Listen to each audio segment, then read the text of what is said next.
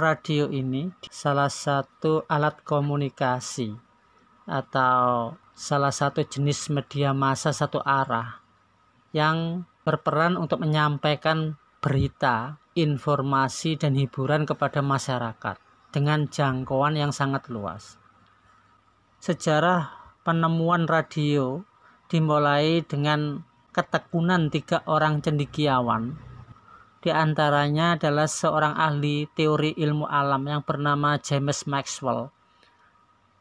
Dia berhasil menemukan rumus yang diduga dapat mewujudkan gelombang elektromagnetis, yaitu gelombang yang digunakan untuk radio dan televisi pada tahun 1865.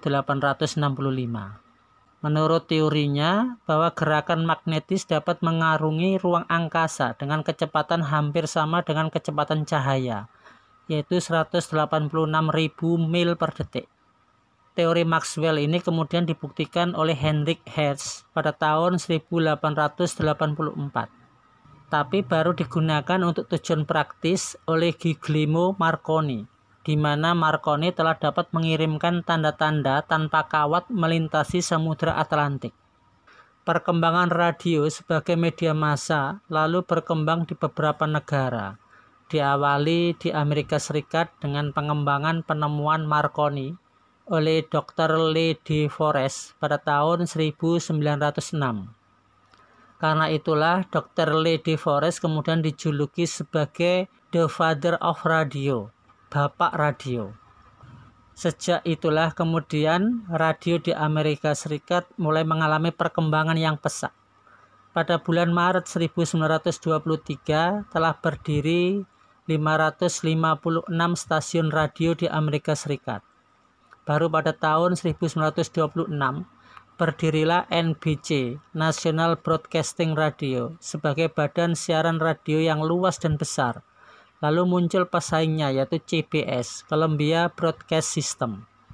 Sejak saat itu kemudian radio terus berkembang di beberapa negara seperti Inggris, Perancis, Jepang, Uni Soviet, dan RRC.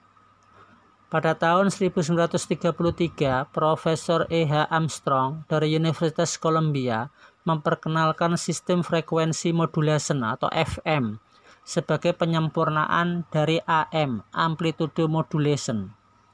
Keuntungan siaran FM dari AM adalah: 1. Dapat dihilangkan interference atau gangguan karena cuaca. 2. Dapat menghilangkan interference yang disebabkan 2 stasiun radio yang bekerja pada gelombang yang sama. 3. Menyiarkan suara dengan lebih baik.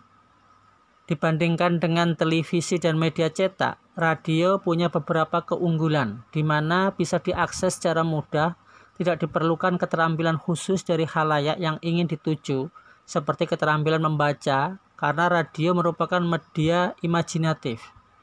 Selain itu, masyarakat bisa mendapatkan informasi dengan cepat dari radio dengan biaya yang murah. Keunggulan lain dari radio adalah sifatnya yang santai, karena sifatnya auditory, untuk didengarkan.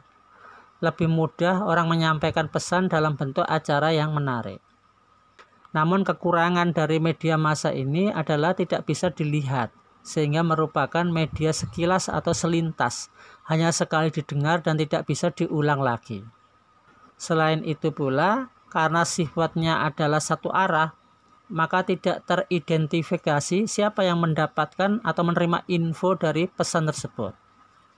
Meskipun demikian, radio telah menjadi media massa yang dapat diandalkan, cukup efektif dalam penyampaian pesan, dan tetap diminati walau banyak media-media lain bertumbuh.